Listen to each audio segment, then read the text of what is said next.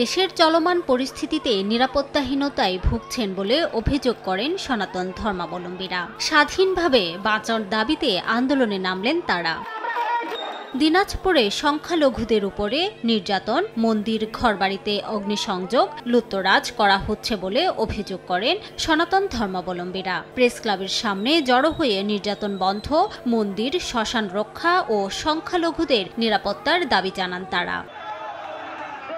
সাম্প্রদায়িক হামলা, অগ্নিসংযোগ, নির্যাতন ও মালামাল লুটপাটের প্রতিবাদে ঠাকুরগাঁয়ে বিক্ষোভ মিছিল ও সমাবেশ করে বাংলাদেশ পূজা উদযাপন পরিষদ। জীবনের নিরাপত্তার দাবি জানান সংগঠনটির নেতারা।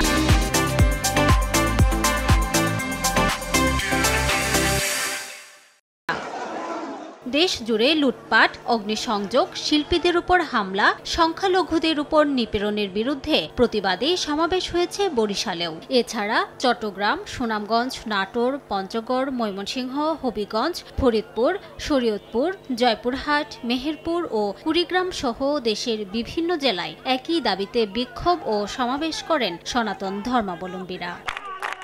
রিমু সিদ্দিক, সময় সংবাদ।